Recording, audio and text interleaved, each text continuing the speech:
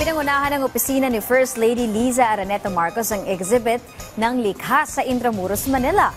Bumida ang mga obra ng mga Pinoy na nakipagsabayan na rin sa modernong panahon. Ang detalye sa report ni Vel Custodio.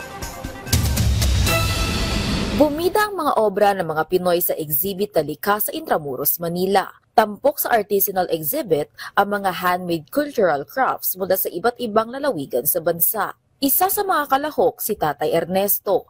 Malayo na raw ang narating ng kanilang pagpapanday na minanapan niya sa henerasyon ng kanyang pamilya. Para hindi mamatay ang kaalaman, ibinahagi niya ang pagpapanday sa kanilang komunidad. Binata pa ako, bata pa ako, nag-umpisa na akong tagahilan ng yung panday. Tulad mga anak ko, alam nilang magpanday. Nagturo rin ako ng panday doon sa amin. Mula naman sa Lanao del Sur, dinala dito sa Foro de Intramuros ang lakub.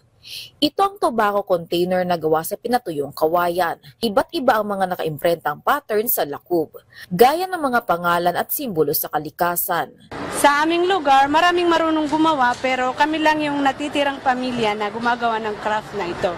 We are trying to revive this dying craft kasi pawala na po siya, wala na masyadong gumagawa. Patuloy ang kanilang panawagan sa suporta at budget para masustain ang local craftsmanship kagaya ng paglikha ng lakub. Suportado naman ng iba't ibang ahensya ng pamahalaan ng mga traditional crafters. Pinangunahan ng opisina ni First Lady Liza Araneta Marcos ang exhibit ng likha. We have the program of the School of Living Tradition, and this is really a formal program of government wherein we identify the master and we provide some sort of a grant so that the knowledge of the master could be handed down to the younger generation of the community.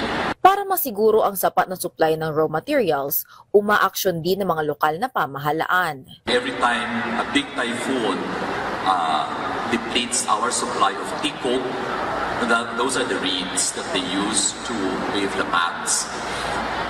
We have to look for tikok somewhere. But the government, their local government, bought 20 hectares of land just to plant tikok. Nakakapagpalitan din ng kaalaman ang mga kalahok para sa pagpapalawak ng kanilang kaalaman. Iisa ang kanilang goal, ang makipagsabayan ang mga local handmade crafts sa modernong panahon. Ang proyektong ito ng Office of the First Lady ay mahalaga para mapanatili at mapayabong pa ang mga produktong likha ng Pilipino.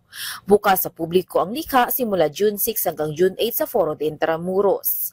Vel Custodio para sa Pambansang TV sa Bagong Pilipinas.